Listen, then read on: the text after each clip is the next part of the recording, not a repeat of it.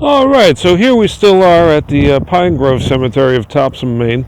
I'm about to do a little ritual. I just thought, hey, why don't I share this with my fellow Taphophiles and whoever else just enjoys this this hobby from a distance. I don't mean gravestone rubbing and stuff, though it's similar.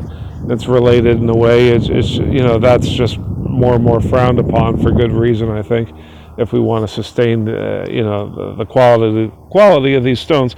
Now, with this stone in particular, this stone, it loses me. Actually, it's not the stone I thought it was, but this wears. But there's a type that's just much more clay-like and breaks up terribly over the years, more so than others among New England gravestones. I don't see a whole lot of them here. I can't even think of what they are. Sandstone, I want to say.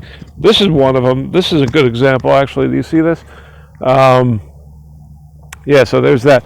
Oh, and this was the tradition. I already blew the tradition because I touched that stone. But my tradition is every time I enter a new cemetery, I look for this first stone I'm going to touch, because I've walked through some cemeteries, between America and Europe, and the memories and the photos, but so I don't think that began from the beginning.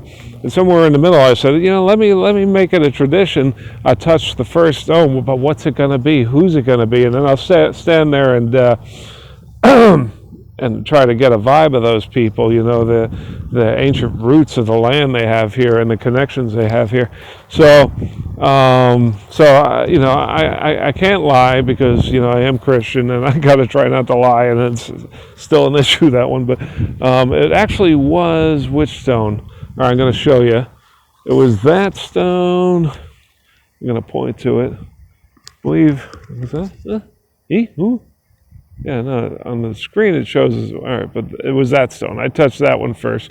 And then I was coming over to this one, and this is another touch-worthy one, which, even though any one is, sometimes I want to touch a simpler stone, like even just two initials so old, and it's more stone again than it ever was gravestone. So there's this one, and then you can just sit here, and if you have any psychic ability at all, and most of us do, and we just don't tap into it, it's it's just basically a meditative skill. You raise your awareness, and all of a sudden you become aware of a lot more around you in the space you're in. So there you go. The tradition of me touching the first stone of every cemetery, I go, which one's it gonna be? Is it gonna be Lavina? What a beautiful name! Look at that, Lavina. Are you seeing that?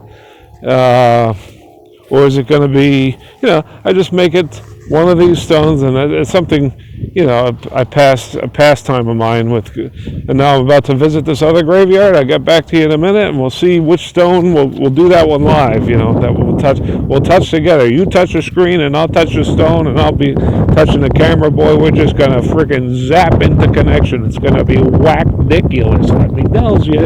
All right, stay tuned. Back on the bike.